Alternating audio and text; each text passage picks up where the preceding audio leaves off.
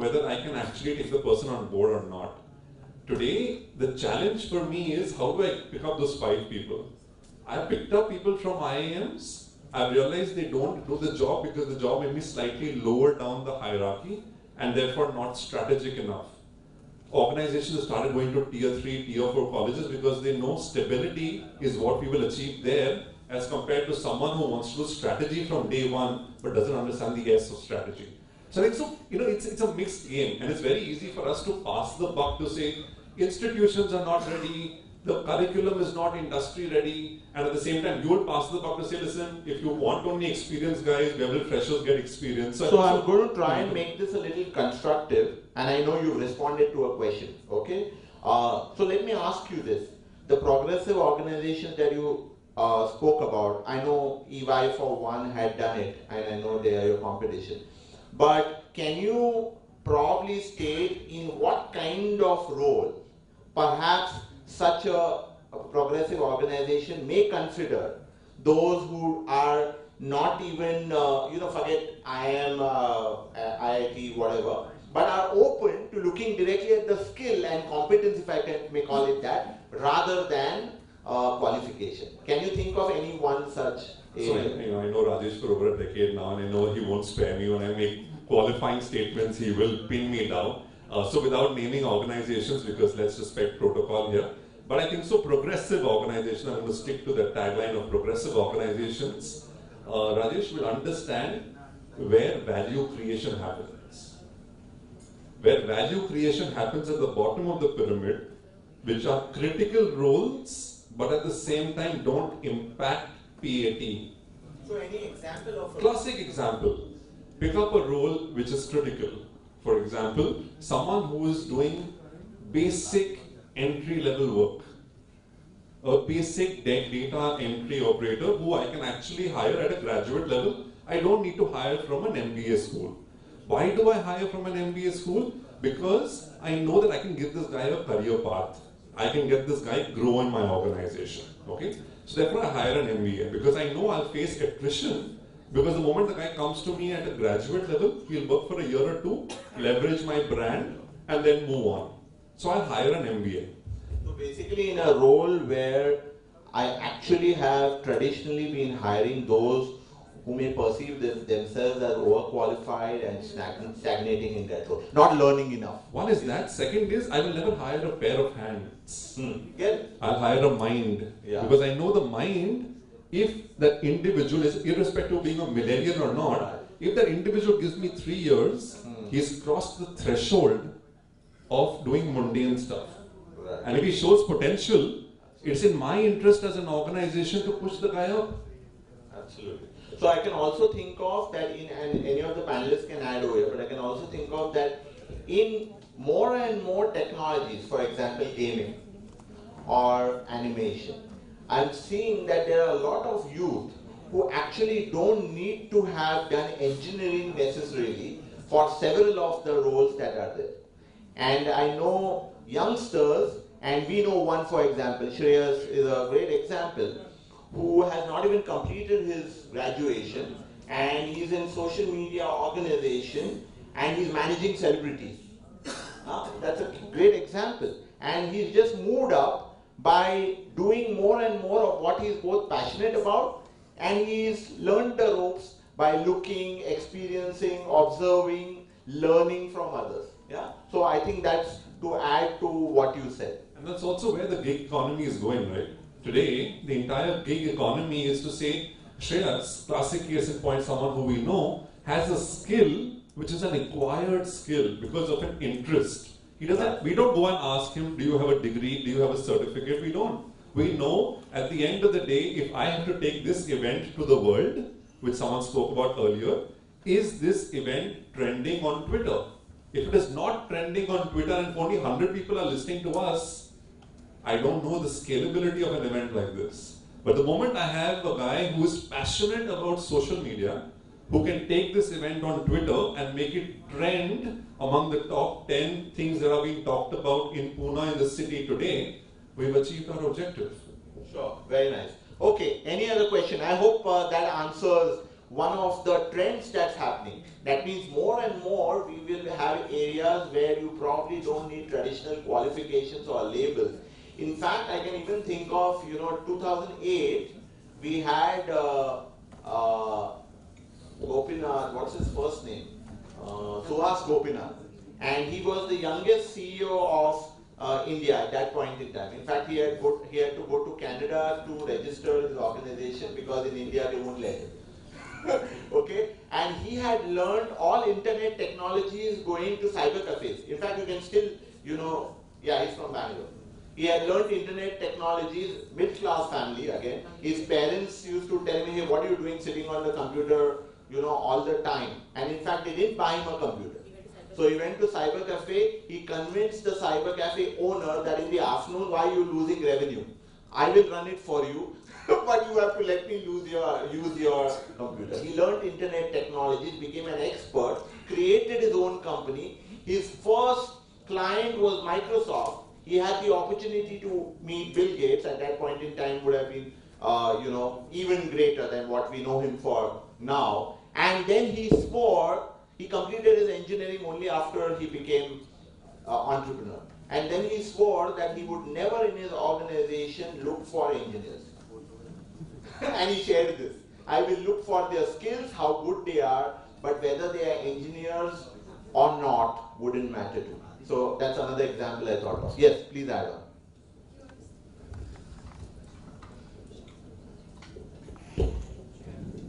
So it's about multiplying those opportunities. Yeah, because we were talking about CEOs, and I have an interesting ad to share, which was on WhatsApp, and one of the groups saying we are looking for a UX designer. It was from one of the startups, and it said we are looking for UX designer because the previous one has become the CEO of the company. So, it's not that people are wanting to hire other guys who have attitude, but there are plenty of opportunities within the same space. We do fast track programs, we do, come up with positions where people can really fast track and become CEO. So when I was, so about 2005 or 6, then there was this guy from IM straightway hired as a business head.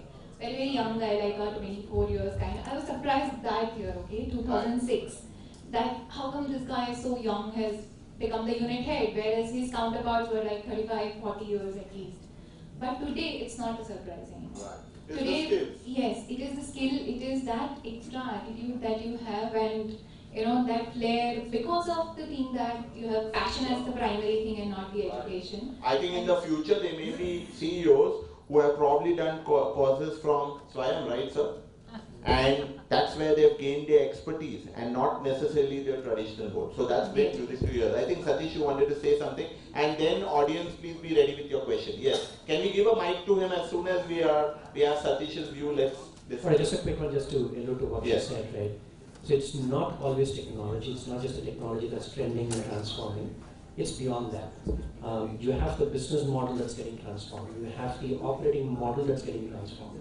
You also have the technology that's getting transformed, like all of them spoke about on the cloud, over the cloud, wherever it is, right?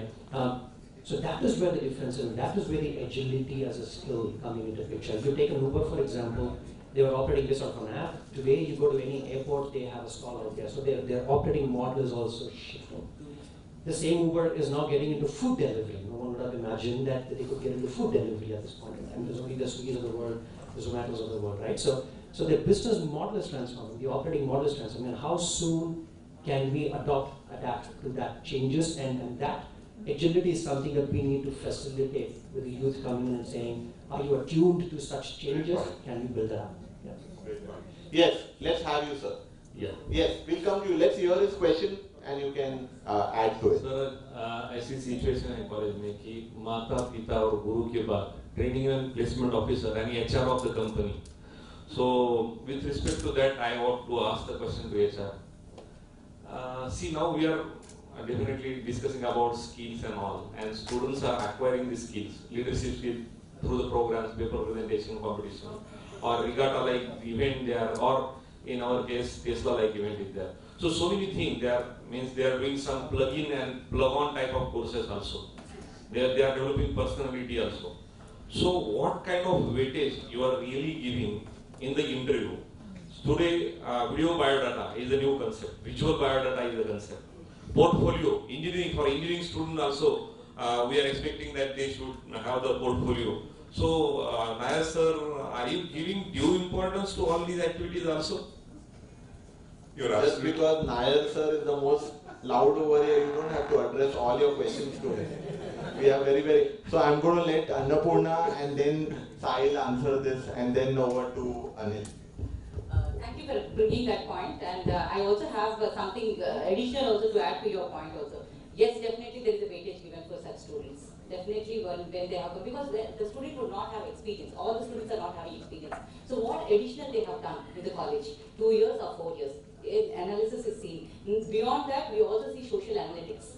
What are they doing on FB? What are they posting on Instagram? What are they posting on LinkedIn? How have they created a LinkedIn profile? All that is drawn through an app. A social analytics profile is also there in front of us, and a series of them or a resume of them is there. What projects they have done, everything is kept in front of us before we decide on the candidate profile. What challenge I am facing, I will tell you. Number one, from the faculty side, when we tell that, hey, there is something, if you are teaching on machine designing something, or if you are teaching on electronics something, or if you see the MBA subjects you are teaching something, I am telling, blend it with an industry expert at that moment. Not somewhere by creating conclaves, by creating seminars and all. Just that your lesson plan is done, you have taught a subject, blend with an industry expert, let him come, let him also give the industry practical exposure at that point of time. Placement officer, with due respect to all placement officers across all universities, please don't butter any HR problem. There's no need to acknowledge. Your students are good, your students will be placed. Then don't call us, after calling us, don't tell, please see if you can take some internships or placements. It might not happen with me, but if I have assessed your university having great talent, it may not be in my organization, I will refer 200 more organizations back to you. I tell, there is a good student, there is a good faculty over there, they will come and please pick it up from there. So please don't do this. And all the summits or any of the sessions which you do, please do it in the focus of skill enablement, knowledge enhancement, and knowing it as an ecosystem. So that's where I made the first comment, we have to work as a tripartite agreement between student, industry, and academia. Sahil and myself are actually leading mentorship program for one of the state's first ranked university in the book which you have given. Unfortunately, students are not responding to us. Is it our responsibility, it is the faculty responsibility, or the student's responsibility? We are having this question in front of us right now. This case study is going live with us, and we are making it so let's hold that point, we'll come to it, it's a very important one. Sir, एक बहुत simple बात बोलता हूँ आपको. Employability is not a challenge. The question is, are you employable? मतलब क्या? बहुत simple है. Faculty बोलेगी, मैं पढ़ाता हूँ, बच्चे सुन नहीं रहे हैं, सीख नहीं रहे हैं. प्लेसमेंट ऑफिसर बोलेगा, जब तक फैकल्टी अच्छा नहीं पढ़ाएगी, ये इंटरव्यू में फेल हो जाएंगे. हम आगे बोलेंगे, स्टूडेंट्स इंटेलिजेंट नहीं है. I think so, fundamentally, it is just passing the buck. Today, as he very correctly put it, I hate a subject, but that professor was so beautiful, I would always go and attend. Now, being beautiful is not about the looks only. Being beautiful is also about saying how much of retention is happening that before the exam I don't need to study. Because everything that was said has become photographic memory. Today I think we are missing the whole plot. Aapne yellow bus ki baat kari. How much of intensity, I'll tell you my personal experience. I took a lecture of 12 hours, continuous 12 hours. It was a stress lecture in one of the B schools, just to give them an experience of what corporate India is like. So it was a lecture, it was an in-basket, a case study, multiple simulations through those 12 hours. At the end of it, the feedback was amazing. But I got a threat call. And I'm saying this out of personal experience. I got a threat call to say, why are you making people wait for 12 hours in college? And I said, great, I'm happy you called, let's meet. And that guy was flabbergasted कि ये पागल हो गए या तो इसको अपनी मौत बुला रहे हैं कि ये बोल रहे कब मिल लेते हैं. And I said, let's meet, and I will explain to you. And at the end of that, that particular individual and his parents are best of friends. And whenever I get stuck in a problem, I just have to call that person, whether my fault or not my fault, and that person is at my rescue. I'm digressing a bit, but the point I'm trying to make here is... Taking a point from that. Sure, please. No, go ahead. No, I thought we can add one more person to that ecosystem, party to that ecosystem, which is probably the parent. That's what I got from what you said, because that's a very important part. They are in the Indian milieu, probably that continues to matter. And Meri beti itni late kyun? I'm not saying beti, even guys. I'll come to the point of corporate India. Sir, you know where the problem is? Interview went fantastic. Another case in point. Interview went fantastic. Top grades, extremely intelligent, cleared all internal parameters. I don't know why it just struck me, and I said, this guy has never ever moved out of Bombay. Schooling, Bombay. College, Bombay. MBA, Bombay. Stays, South Bombay.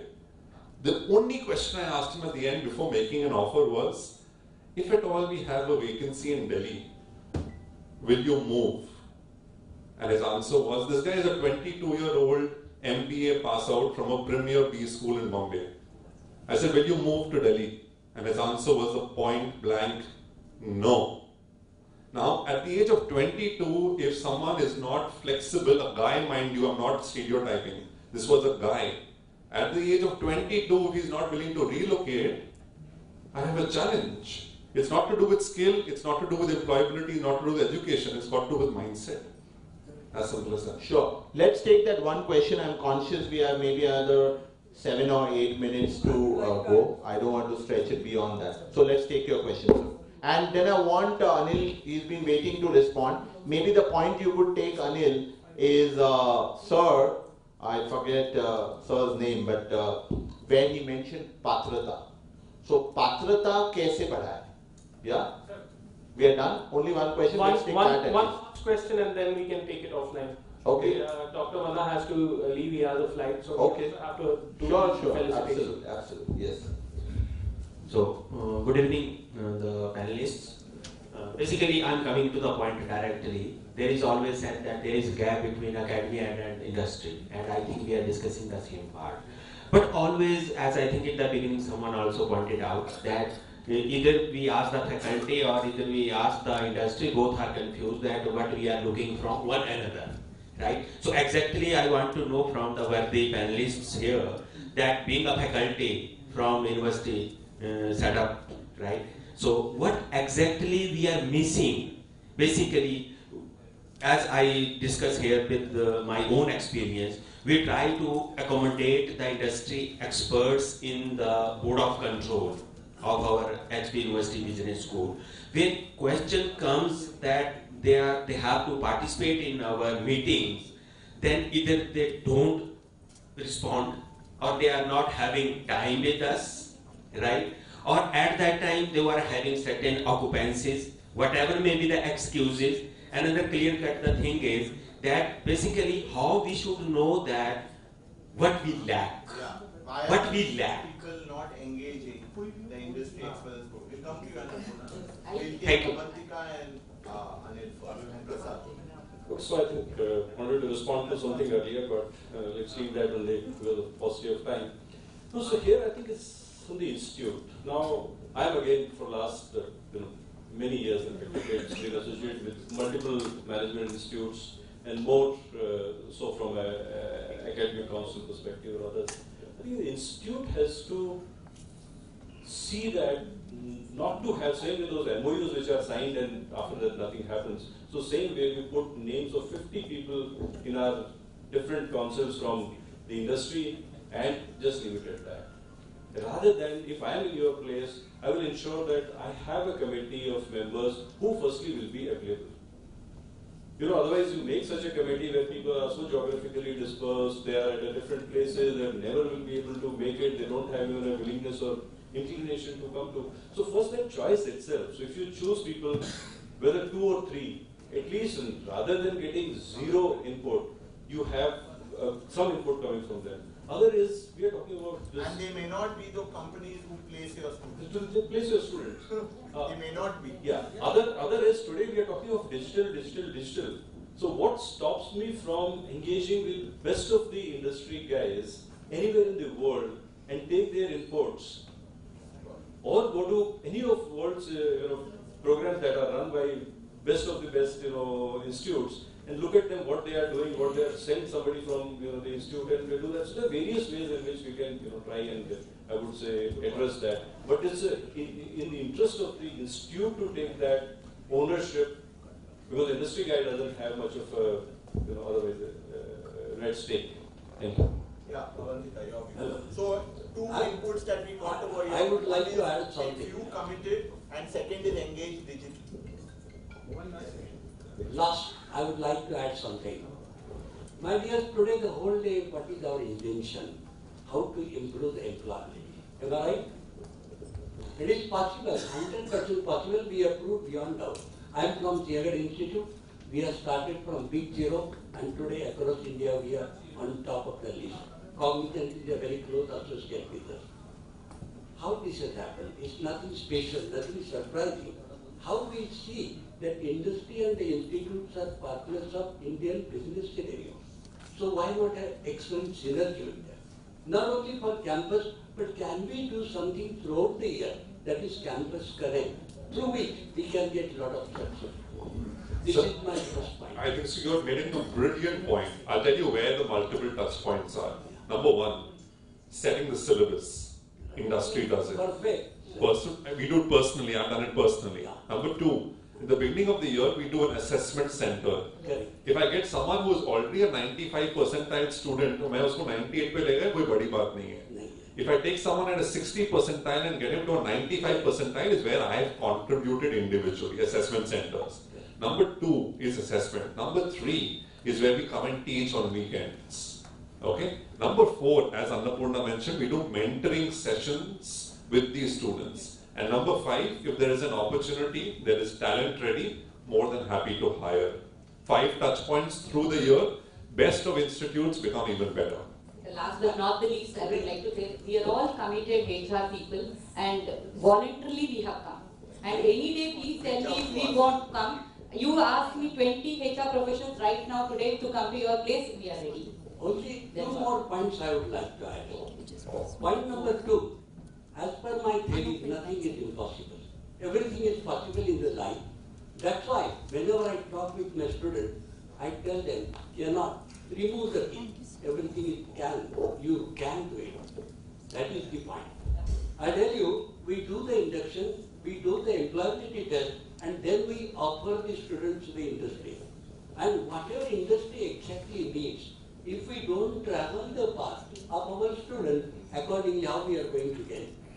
Today, why we could get maximum opportunities from such big corporates, only because of that. I'm very happy, proud, and don't go by my age, go by my energy. I am 72 only. Wonderful. Thank you. So I'm going to close this session because organizer is so cheerful looking at me closing this session. Because that's been his biggest challenge. I do want us, yes. I had one as a moderator. Okay, sure. So Anil, we'll close with Anil's anecdote. Yeah? Okay, because so this is about, there was a guy, morning we all got late, so a guy was coming in a hot air balloon to attend this workshop and got somewhere lost. So he saw somebody on ground. So this guy said, yeah, I had to go to this conference and I'm lost and I'm already late. Can you please help me? Where am I? So this guy does some measurements and tells this guy, you are at this degree north, this degree south, so much meters above mean sea level.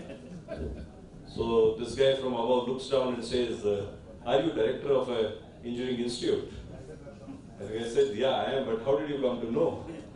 So he said, because you told me precisely where I am, but the information is of no use to me. And that's academia. Now this director looks up and says, are you an HR guy? So this guy says, oh yes, but how did you tell from there that I'm an HR guy?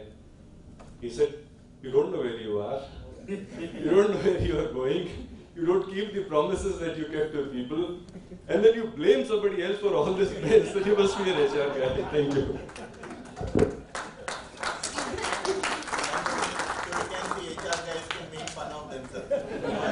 But on a more serious note, I think they have been great panelists. Can we give all of them a wonderful